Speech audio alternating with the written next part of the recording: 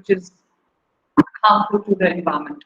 So Khadigi is basically a combination of two words, Khadi and digital. And the idea was basically to combine digital printing process with Khadi textile and create a fabric which is very um, contemporary in design so that it can be used by the younger generation. Um, we That's how we started in 2015 when I was in NIFT, studying at NIFT, and there was a competition by Ministry of Textiles, and we had presented this collection, home collection, uh, combining the two techniques and making a collection, and we won second prize at national level for this collection. So that's how Khadiji was born. And when we won that competition, I realized this is the thing that I want to do for the rest of my life. And I really want to work on this idea because Khadi gives employment opportunity to women living in the rural areas. And that's what I wanted to do. So, sharing my own story, I was born in a very small village of Bundelkhand, and I was fortunate to be born in a privileged family and in a upper class influential family. And but then at one side, I was experiencing all my privileges. I was sent to a very good school. I was getting very good life.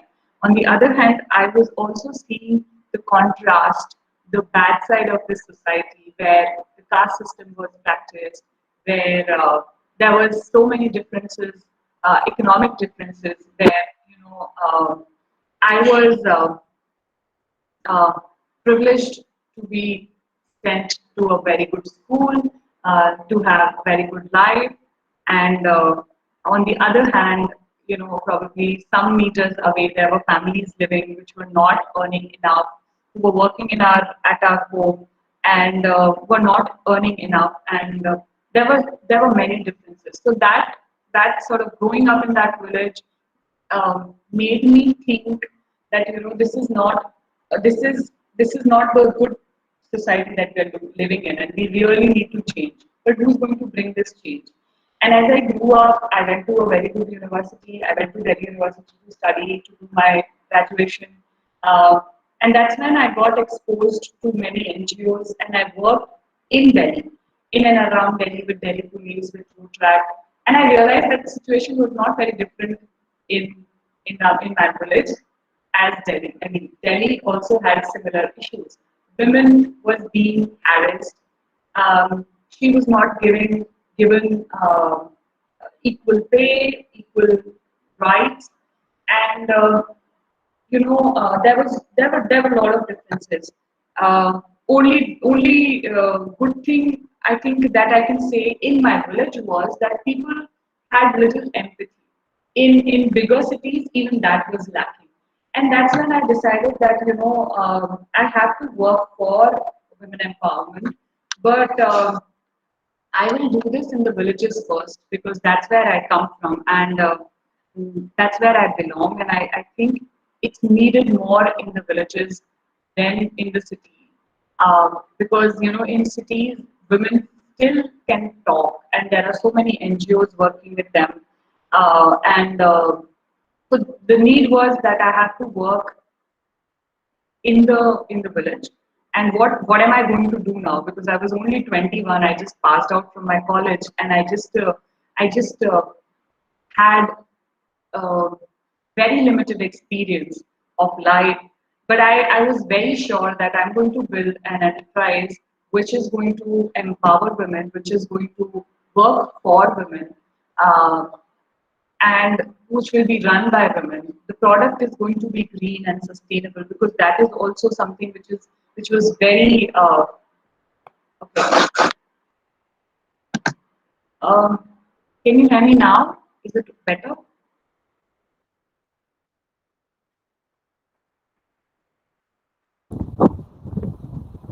Yes, yes, it's okay. Okay. So I decided to start a company which makes a sustainable product, which is made in a sustainable way, it was very important to me that people who are working with us get fair wages, they are treated equally, and the product that is made is sustainable. So I was looking for options, what we can do. The first thing that the first project that we started, that I started was in the food industry, and we decided to make homemade food and make a tiffin center sort of uh, business model. But there were many challenges in the food industry. The biggest one being, the health and healthy, like the hygiene part of it. As in, when we are cooking at home, we are not sure, if the women are following all the, you know, SOPs set up for them to cook the products. And I'm personally not a foodie, so food business, to run a food business, you need to be enthusiastic about food. And I realized that I'm not very passionate about food, so we had a very good stint at starting a food business, but then it was something that fizzled out very soon. But we had our own learnings as a team, and I could create this group. I could understand what these women can do, what they can't do, what needs to be done next, and then we quickly shifted to fashion. Even though I was not from a I was not from a fashion industry, but I was keen on understanding the industry, so I joined NIT afterwards, and with just one vision that I really want to learn about uh, the fashion industry. I want to understand the whole supply chain and want to understand the nitty-gritties of the industry and go forward. So when I joined NIT, it was just a one-year diploma course, and I gave myself this 1 year that this is the only time that I have to really understand that how I really have to understand what are the challenges of the sector and how I can actually bring change. In the same time, there was a very big issue that happened in Bangladesh with the Rana Plaza factory incident that happened, and many people were burned alive in that factory, and the situation was not very good. And that's when I did like a research on the fashion industry, and I realized that 80% of the workforce is women, and there is a lot of harassment in the fashion industry. So I thought, like, this is the right industry, that this is where I can actually bring change, even if at a very small level, by starting a small unit which provides fair wages, which gives employment to women, which makes a clean product. Um, and I'll just have a small start. And in same, when I was building up on this business model and doing my research about how I can start and what I can do, I came across this competition by Ministry of Textiles, and that's where we used the fabric khadi, and that was the first time I was introduced to the fabric khadi. So just to explain that a lot of people here might know what khadi is, but I always start with this, that khadi is not a textile. It's a process of making textile. So anything which is hand spun and hand woven is khadi. It's not a type of fabric. It's um, it's a process of making fabric, and that is what I understood when I started working on khadi. Because before that, even I thought that khadi is that thick looking mota wala kapda, which looks very old and it doesn't have very good colors. That was khadi. So when this got clear in my head that khadi is hand spun, hand woven, I thought, okay, there are so many things that can be done. And then I started understanding the challenges of khadi sector, and realized, and also what are the best good parts of khadi. So we realized that khadi is the most sustainable fabric that one can ask for, because it is hand spun and hand woven, so no energy is used. It gives employment to women sitting at home. Also, the product that is made is is 100% sustainable in a way that it is biodegradable. It is all season fabric. Khadi can be worn in summers, winters, rains, anytime. It is cold in summers and warm in winters because of its um, characteristics of being hand spun. So there is a lot of insulation in that fabric. So we thought like, what is that we can do new in the khadi sector?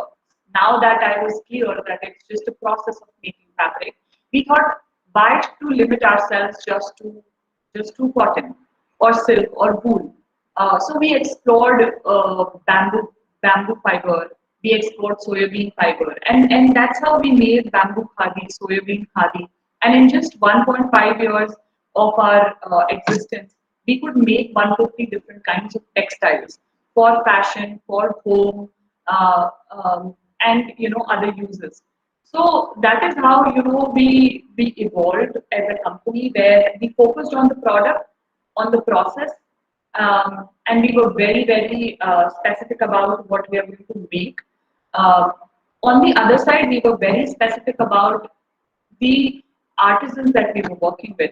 So it is very important to our company to give fair wages. It is very important to our company to give employment on the basis of skills that they possess. So it's dignified skill-based employment option that we provide to the artisans. So we don't want any spinner or weaver to work as a construction labor.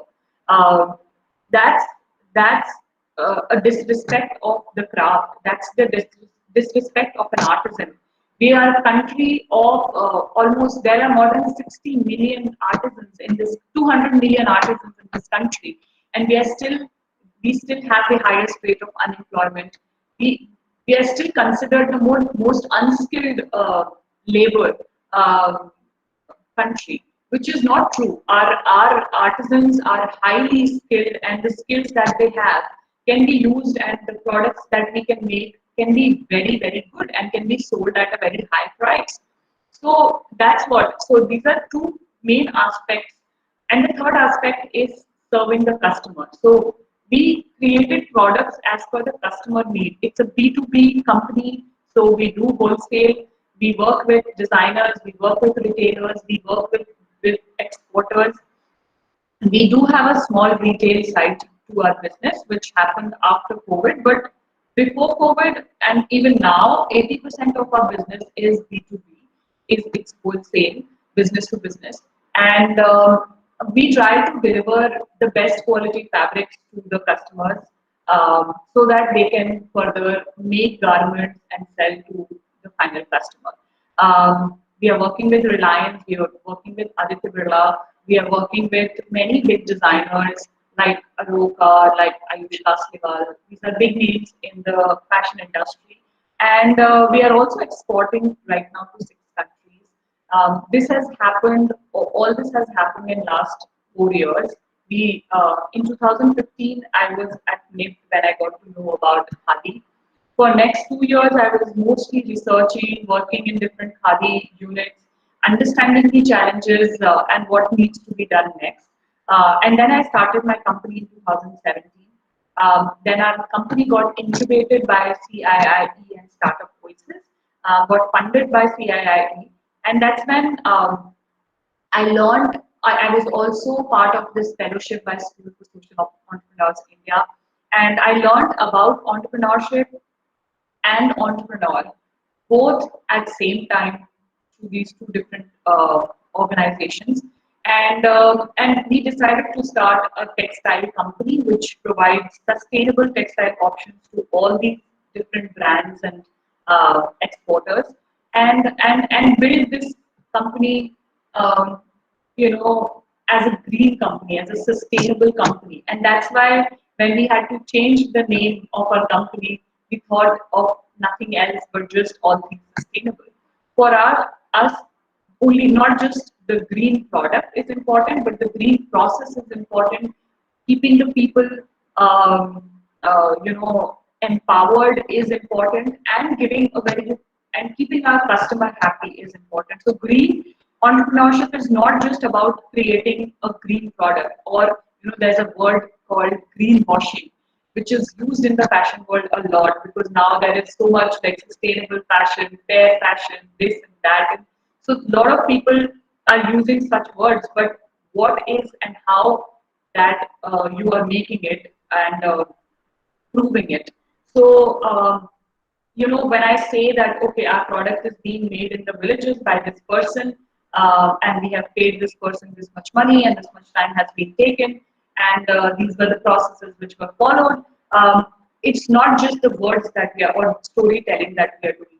We are confirming everything that we say by using technology. So we have worked with a brand called Posha to make a device which we set up on our looms, hand looms, which differentiates our product from the power loom, so that our end customer gets to know that whether this product is made on a hand loom or a power loom. And this is authenticated by the person who has made the product. So every product comes with a QR code, and that QR code anybody can scan and actually get the source of that product, from where it is coming from, how it was made, when it was made, by whom it was made, how much money has been paid to this person. And this AI device works. It has a motion sensor, so it differentiates a hand loom and a power loom. So that's how we differentiate, and it gives a QR code which gives all this information. And you can actually build a product and buy a product which is green. So that's something that we have done. That using technology to prove that we are a green company. So, and after COVID hit, we did not change our vision or mission of the company. So when the first lockdown happened in 2020, we started making masks using khadi fabric, and and we also trained around 60 women to make mask stitching. And after that, we started working on many products. Earlier, we were just working on textile, but then we started working on products like masks, home furnishing products, also fashion products, and giving like a final solution.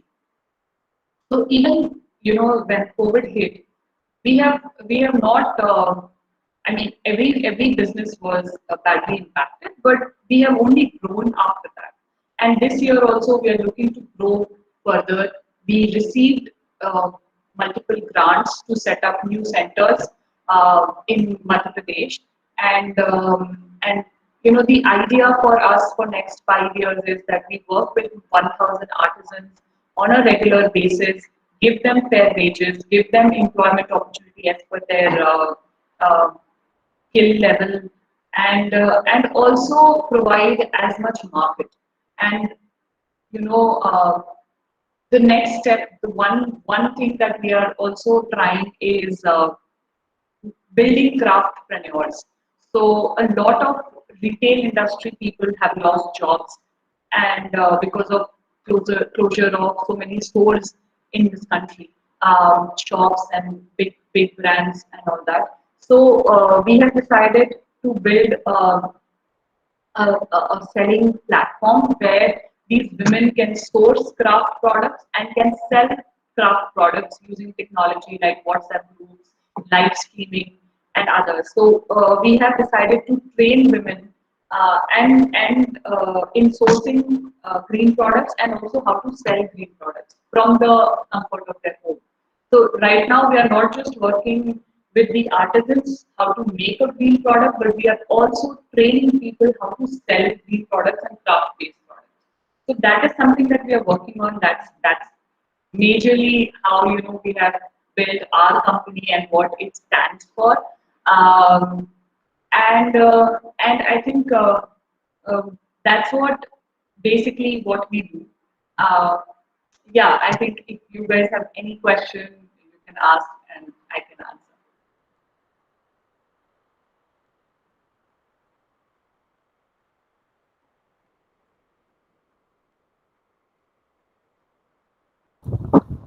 Uh, Hello, ma'am. Good morning, Yeah. ma'am. Thank you. You are such an inspiration for us, and I have just read about your means Forbes under 30 में आप आए हो ma'am. Congratulations for that, ma'am. Thank you so much. An autograph मतलब एक article मैंने अभी देखा, तो उसमें ऐसे मेंशन है कि आप आईओटी लाने वाले हो अपने बिजनेस में. Yes. हाँ, So, can you means describe for that a little bit, only a little bit, ma'am. yeah. So the AI-based technology that we were working, that I told you, it's going to be an app only where it's going to build a network of artisans. All the artisans that are working with Khadigi will have that device so that their product can be differentiated from power loom. That it is authentic handloom, it is hand spun, hand woven, and we are also trying to build. I mean, this was before COVID, so we were working on a different kind of solution. But now, after COVID, things have changed, and we are working on a different kind of technology solution for the craft industry. Right now, more than production, I think this was one major thing because a lot of people cannot really differentiate between handloom and power loom. So the first thing was that to give that QR code on each product that we sell. Right now we are working majorly on the sales side because we want more and more people to understand craft and then become craftpreneurs. So right now we are working on the sales side, and I mean, working on building an app where people can come learn how to become a craftpreneur, can actually source craft products and can sell the craft products. So that is what we are currently working on. Okay, ma'am. Thank you so much. Ma'am, one thing I want to ask more, that this is your design. What kind you have traditional design you are using in your fibers. So, means I have seen some kind of means like leaves, and these are the types. So, are there means they are all the traditional design you use in your fabrics? So our brand is a combination of tradition and the newness. So basically, the word contemporary, when you say, that's what we are. We are known for. So we use the traditional technology, as in we have revived a lot of tools that the handloom industry used to use. They shifted to dobbies and they shifted to jacquards and other tools. But now we are working on 4 shaft and 6 shaft and creating textures which have vanished from the handloom textile industry because everyone wanted motifs and printing and other things. So we are focusing on creating textiles using the traditional techniques and tools, and also use the new yarns. So instead of using the traditional regular yarns, silk, cotton, wool, whatever, we are also using uh, bamboo, soybean, hemp, banana, these kind of new sustainable yarns which are available in the market. Okay, thank you so much, ma'am. Good luck for your future, ma'am. Thank you so much. Thank you so much.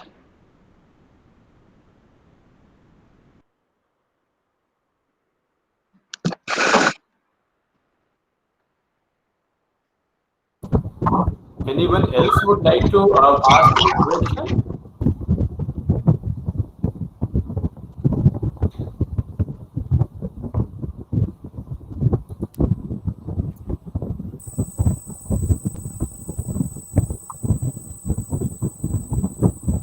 I think I have something to share. A lot of, I mean, just an experience that I've had, and when I started working with the artisans, I was only 22 years old. I mean, 21, 22 years old, and I had started traveling across India, visiting a lot of khadi clusters, and how I was just trying to understand, how khadi has been so impactful in this country and why why do we even need khadi? Because I was from completely a different background. I was from commerce background and living in South Delhi, and life was very different.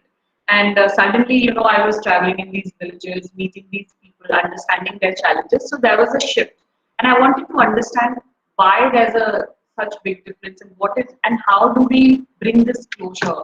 Um, and how can I make an impact, or my organization can make an impact in the villages? And something. So I was like,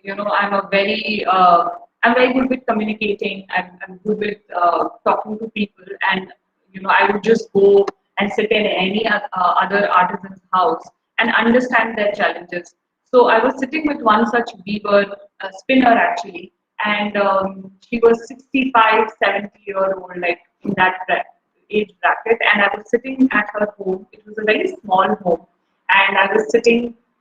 There were two charkhas kept, and she was spinning there, and I was talking to her. This was in Gwalior, and in the year 2015, and while I was talking to her, I was asking her so many questions. What does she do apart from spinning?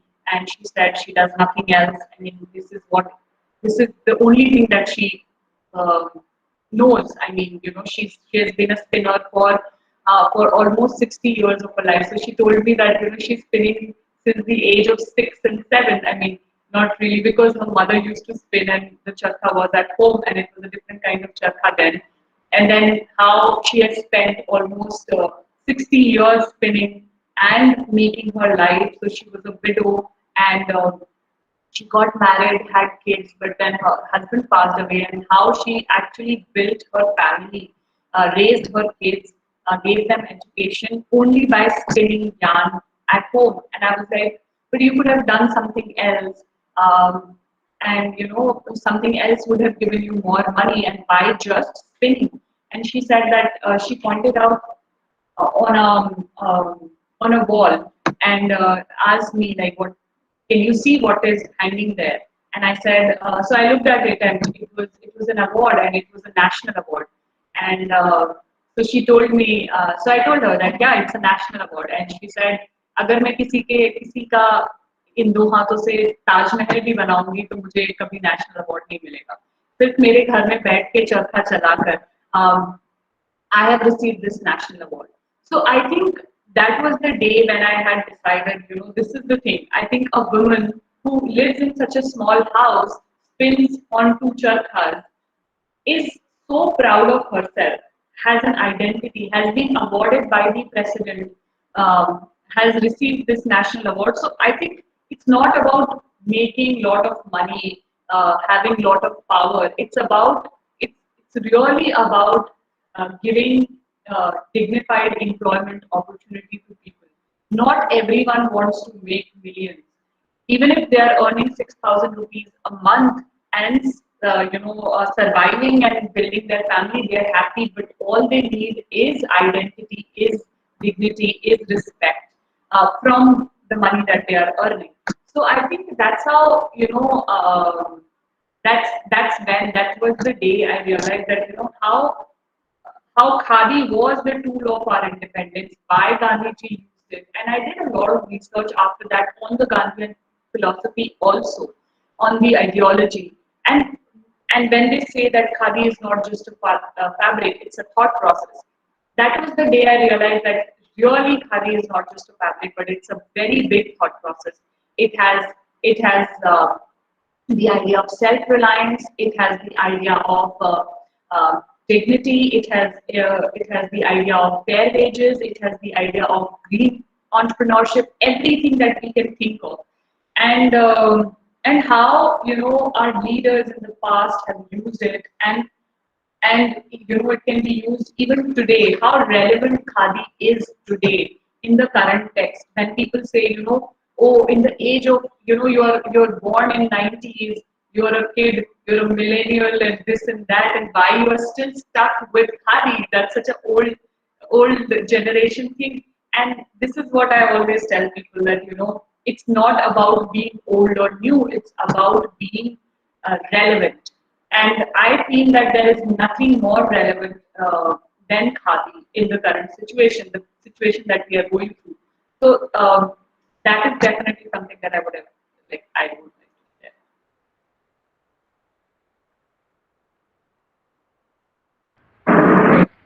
share. Ma'am, do you plan to enter into retail sector? Yeah, so we are already on available on different platforms, and we are available on JPOR, on GoPop, on Fabric Lore. We through reselling, I mean, by building these craftpreneurs, we intend to build a network of people who are selling our products directly. To so that's how we are building retail. Ma'am, are you planning Thank for you, ma'am. franchising model?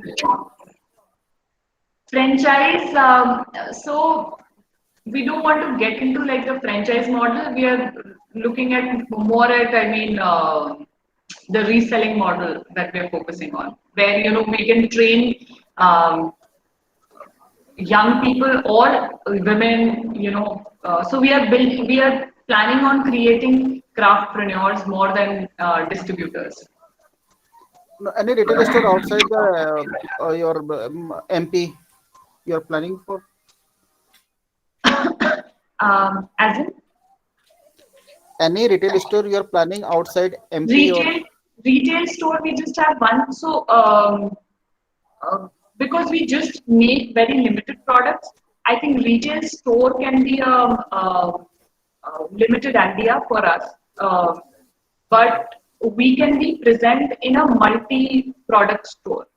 So if someone has like a craft store, we can discuss and have a segment or like a counter specifically of our product in that shop. So that's what we can look at. Okay, ma'am. Please share your email ID or contact number if possible. Sure, sure. I'll send my email ID. Thank you.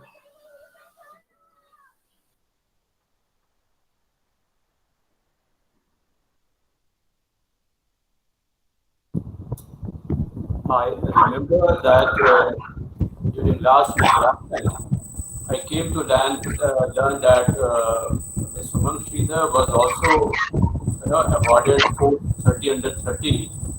Uh, so this is also one achievement to her. Yes. Thank you, sir. I think Forbes has been an incredible journey. I had just passed out from my college. I mean, I just graduated in 2013, and in 2012, first list was declared in US. So initially, Forbes had only declared Forbes 30 under 30 in the US, and on the first list, there were people like Mark Zuckerberg and Lady Gaga and Rihanna and all those people. So in 2013, I got to know about this list, and I thought, one day, maybe, I don't know, maybe I will be on this list. And I had no idea how, because I had not even thought of Khadi. I mean, Khadi has still not happened to me. I was still just like, out of my college in July 2013. And but then I knew like I want to do something in life so that I can be on the Forbes 30 under 30 list. That time, even the Asia list was not, had started, and one day in 2019, when suddenly I get this email, and I'm in the flight, and I get this email, and it was written that I am Forbes India editor, and I'm nominating you for the list. And for that 1.5 hour of journey, I was just thinking, okay, is this real? So when I got off the flight and I emailed the person back, like, is it real? And who is she? And I just want to talk to her. And and then she told me everything, and I was like, oh my god, I mean, this cannot be true. So in this whole, like, from 2013 till 2019, in those 6 years, I did not really think of getting on the list because I got busy with building the enterprise. And when you are an entrepreneur, this is the last thing that you can think of because you have so many other challenges. You have to raise money, you have to build a team, you have to build a customer, you have to work for your beneficiaries, so many other things, product development, this, that, and suddenly you get a email like this. It was a very big validation, but I remember, so November 2018, sorry, I got it in 2018, and 2019 the list was declared. And those 4 months around, time to time I would get an update that you are shortlisted in the second round and now you're on the final list. Till that, so I was declared to be on the list on 2nd of April, and on 31st of March and 1st April, I was really stressed because things were not working out the way they should have, and we were not able to build the right business model and this and that, and there was very less money in our account, and we were struggling to survive. And then this happened, and in the morning, I woke up with this news, and by the evening we had our first check from our investor of 10 lakh rupees. So that's what, like, when you believe in something, when you have faith, and you keep working towards it, things happen. I mean, you never have to give up. And Forbes 30 under 30 was just a validation of our work. Like, whatever we are doing is important. Because Forbes 30 under 30 Asia list comprises of leaders from young leaders from 53 nations. So, I mean, it gave me personally a lot of confidence. It gave us a lot of visibility. Now, people from around the world wanted to work with us. They wanted to invest in us, and be with us. So they wanted to write about us. So a lot of things happened just because of one thing. But when I had thought in 2013, and when it actually happened in 2019, it just that you just don't have to dream, you have to manifest. So I believe in manifestation, and you have to keep working towards it. I was 21 when I had thought of it. I was 27 when it actually happened. So it just took me 6 years to actually become a Forbes 30 under 30 Asia. But in those 6 years, I had worked literally every single day, every single moment for achieving that dream. And I believe that there is no substitute of hard work in life. Hard work is the baseline. Everything else is just these are tools to achieve your dream, but like hard work has no other. I mean, it has no replacement. You have to really work very hard to achieve anything in your life, and anyone can achieve anything. That's for sure if you really work hard. It's good to hear your journey. Now, dear friends, I mean, anyone would like to share anything, any question or any sharing with.